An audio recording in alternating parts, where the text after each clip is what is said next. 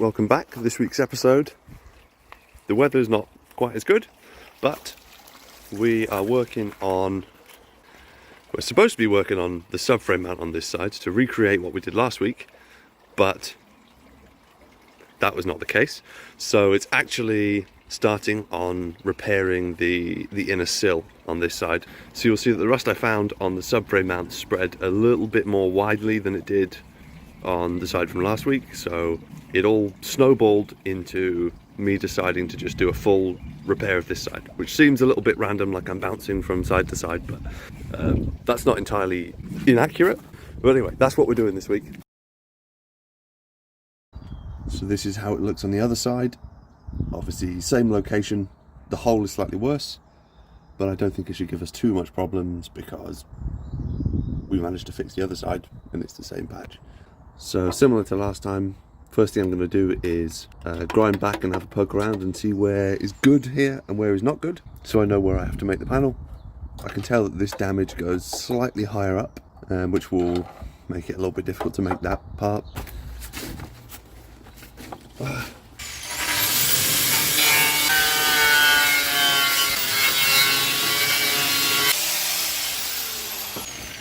How did things manage to go my eyes? I'm wearing goggles. Ridiculous. Sure, that was a banger of a clip. Grinding complete. A little bit more poking to do. I don't really understand rust because this hole is massive, making me think this side is much worse. And yet, this area where we found a hole last time is good. There's no hole there. I haven't checked inside yet. I haven't checked inside yet. I haven't checked inside yet. First off, no one look at this area, okay? This is a job for another day. Don't worry. What I found, but this one actually extends around into this little piece that bends in there. So I still don't think that this is too bad. I don't think that this is too bad. Small update. When I said ignore this part, I might be taking that back. Maybe don't ignore this part. This might need to be repaired all in one go rather than this bit and then this bit. So exploring around here, I found that the rust goes all the way into this part. Cool. So we need to add a bend there, which is fine. But then where do we attach that? And when you come down here, light it up. When you come down here, you find, well, as we already knew, this sill is a total mess. I don't know what the hell is going on in here because I don't know if you can tell. I guess you can't. But this bit basically just seems like it's glued in place. Maybe that's what I should do. I'm wasting my time welding. I should have just bought some glue. The more I poke around at this area and find out what it's really made of, the more I think it's a bad idea to have a jack stand there that I'm depending on to save my life. Because this seems to be made just out of some sort of glue or expanded foam or something. So I'm going to move that jack stand somewhere more secure. My criteria here really is I want it supported by something that was manufactured by Mazda rather than whoever did this.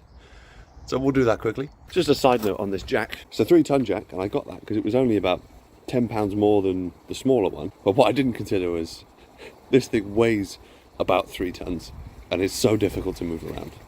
So maybe consider that if you're buying a jack and you don't need a 3-ton one because you have a small car that doesn't weigh very much. If you want to transport your jack more easily, maybe don't get the 3-ton one.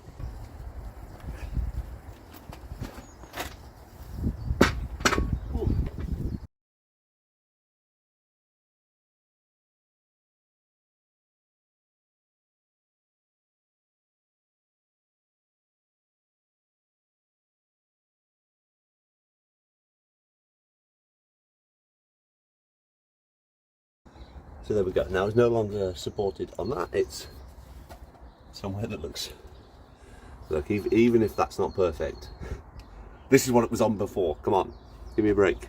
But I want to strip back the material just in this zone to see what we have that's good to weld to and what's bad to weld to. We may well find there isn't much that's good left, but at least we'll know what we're dealing with. So we've got the wire wheel to strip back some of the underbody, undercoat, whatever, see what we're dealing with on those inner sills. Wire wheel investigation complete. This is the previous repair panel, which at the back doesn't look too bad. You know, we're probably going to roughly match this quality.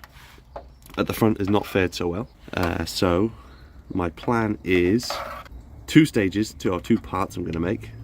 So one will be removing this repair plate, leaving as much factory metal in place as possible, because a lot of these more difficult curves and contours still look good, and I've dug away some of the seam sealer and it looks good up to there. So replace this, which is fairly simple, and then in here where it's rotted right into the seam, I'm going to try and cut that off around this location here and make just a straight down part that matches that curve and the curve that this repair plate's going to have. This is what one part of the template looks like. In order to really get going, I'm going to have to start cutting parts out of the car. You may be watching this thinking I'm about to make a huge mistake, but all I can really do is do what seems to be the right order to me. So I wanted to repair the subframe hole, but the rust had spread to the side, so then I thought I'd need to start replacing plates here, and in order to replace plates here I need to fix what's on the inside, and in order to fix what's on the inside I need to fix the outer sill, and in order to fix the outer sill I need to have the inner sill to weld to. Hence I'm starting with the inner sill right now. Even if it is the wrong order, I don't think it'll be a complete disaster. It'll just be slightly less than optimal. You just got to get going.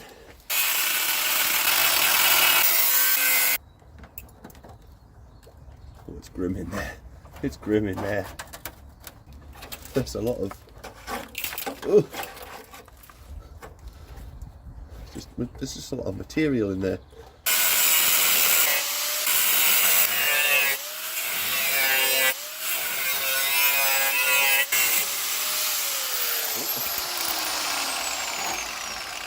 There we go.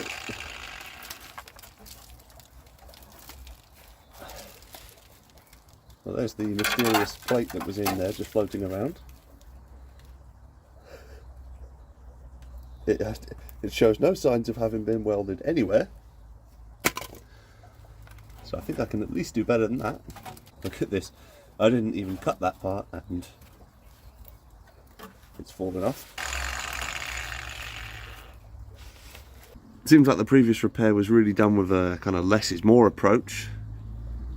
There was sort of 1, 2, 3, I don't know, maybe 6 little spot welds holding it in all around, which I guess is fine. I know they spot weld stuff from the factory, but in this case, less wasn't more. Less was less.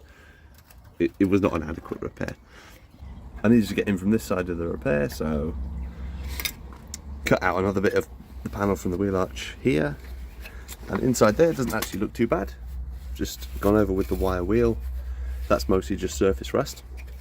So the plan is now I'm just going to make a template of something that will come down straight from here, which will then attach to that sill template that I've made. So I have my templates for that inner sill, which I now need to transfer to the steel.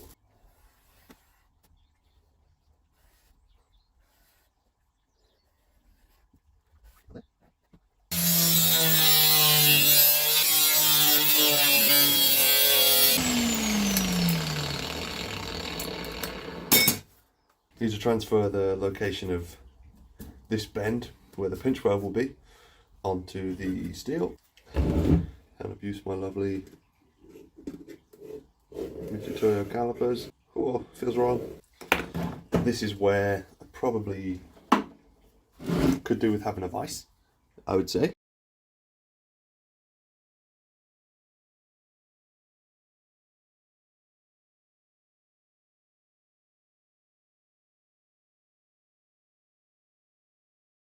Now I've got an idea of where the bend should be, I can maybe just come in and bend it around the wood.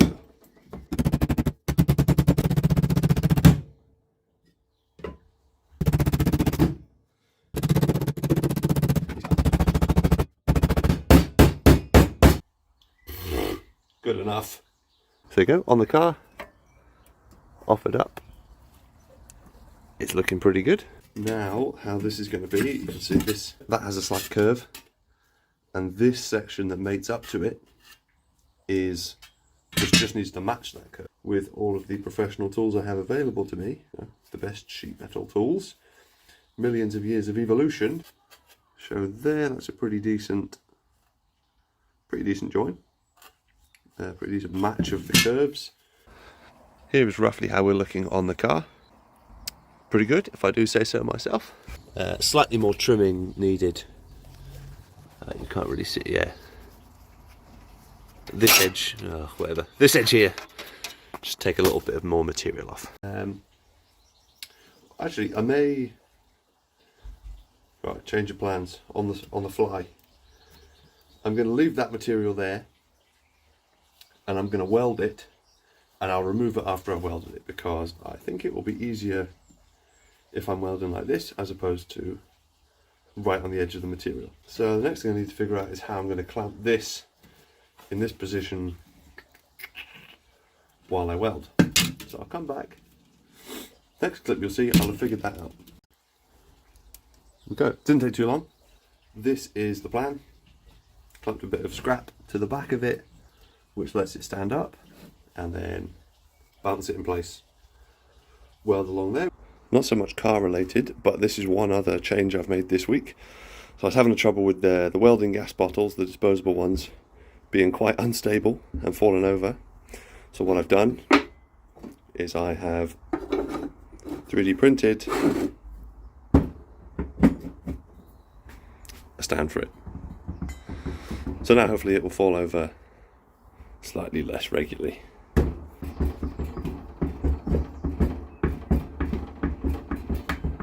I made a lot of noise last week about how my welds would be so much better if I could just do them on a bench. Well, here we are. We will prove, or disprove, that. Put my money where my mouth is and see how we get on.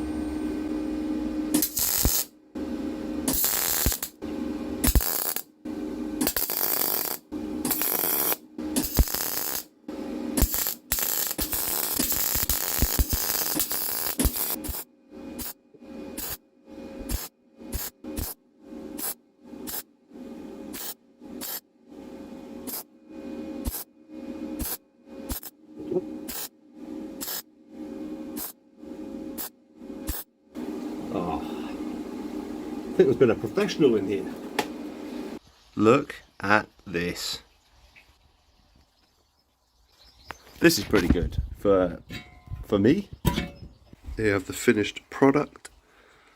So I've removed quite a lot of material from there, but I haven't ground it completely smooth, you know, on the off chance that my welding isn't as incredible as I feel it is right now.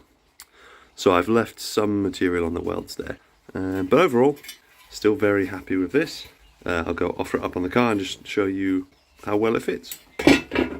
Pretty happy. There it is in place on the car. I need to do a little bit of bending around exactly when I weld it in. So underneath, and again, I don't think that I think that hole will be more like this when it's done. But I think this shouldn't be too bad to weld. Look at that even looks kind of okay. And then it comes all the way along to here, and then back into what is fairly solid factory welds. I'm still getting over quite how well this has come out. I was not expecting this at all. So that was quite a successful week. I've surprised myself with how well this went, which is probably quite apparent. I'm very excited about this, and that's where we're going to leave it. I haven't got time to weld this to the car this week, so that will be next week's activity, and then we'll see how much further we can get with repairing whatever's next. So tune in for that. Yeah, thanks for watching. Tune in next time.